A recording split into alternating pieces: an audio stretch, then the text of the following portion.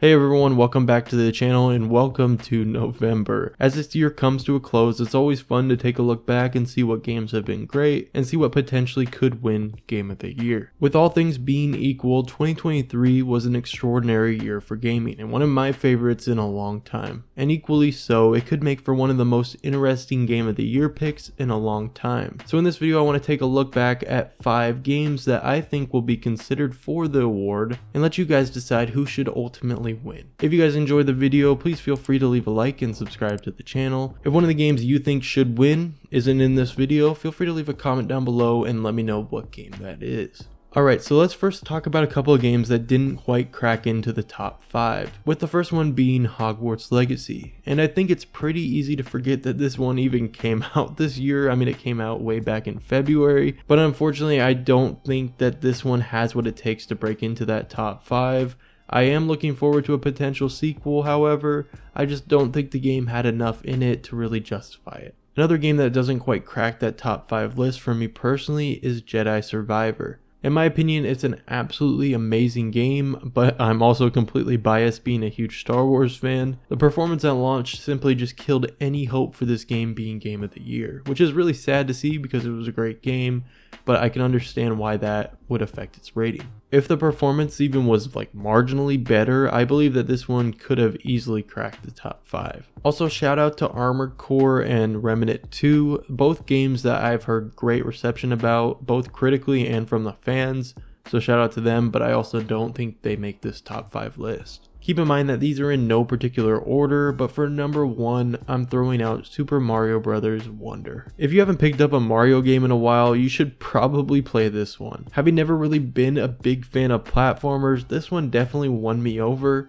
I was taken back by the game, art style, and just the pure fun that came with playing. For number 2, I'm putting up Tears of the Kingdom. I personally skipped out on this one, but I've heard nothing but positive reception from both critics and fans about the game. It's a huge world with more freedom, sandbox activities, and more.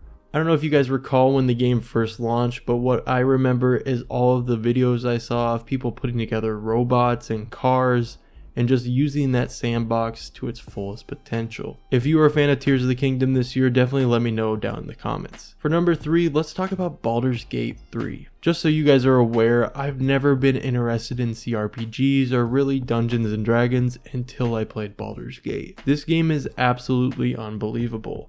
It hooks you in and it makes you feel like 15 minutes have passed after playing it for 3 hours. I played this one with a friend and have just about made it to Act 3. That's why you haven't seen a review on my channel or anything close to that because I'm just not there yet.